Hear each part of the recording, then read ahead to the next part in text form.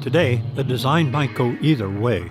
The University of Houston presents this series about the machines that make our civilization run and the people whose ingenuity created them.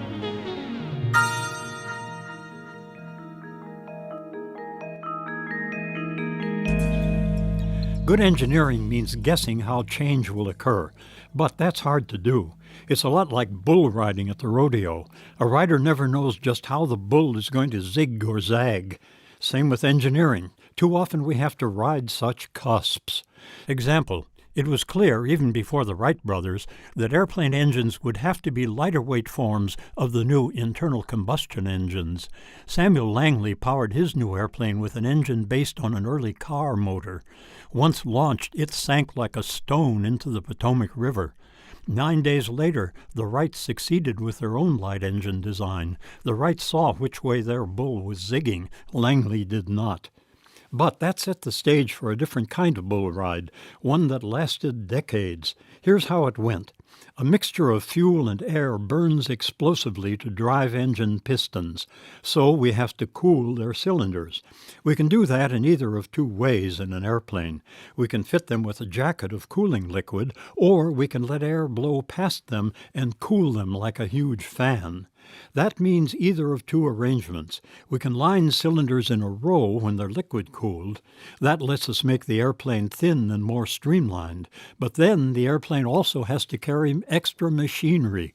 More weight, more cost, more maintenance. So what about air cooling? Combat airplanes needed strong engines with many pistons. That meant arranging them in a circle facing the wind. So air cooling meant more wind resistance, but it also took far less complication and cost. Many World War I airplanes went further. They let the engine spin around a fixed crankshaft. The spinning engine then cooled itself nicely, but the engine also acted like a gyroscope and made flying somewhat tricky. The Germans favored liquid cooling in World War I, but not entirely. The Allies leaned more toward rotary air-cooled engines. After the war, the new commercial aircraft favored air-cooled engines, but there was also a new competition for speed, and racing planes were again undecided. Then World War II. Now armies on both sides favored liquid cooling, but most navies used air cooling. And the very first engines. The Wright brothers used liquid cooling. Glenn Curtiss and Santos Dumont used air cooling. Indecision went from the very beginning until jet engines burst on the scene and cylinders almost vanished. But not quite. Today, most very light airplanes use air to cool only a few cylinders. So, engineers rode a cusp throughout the first half of the 20th century. Back and forth. Two technologies, neither of which could win the day. Which way was the bull lurching?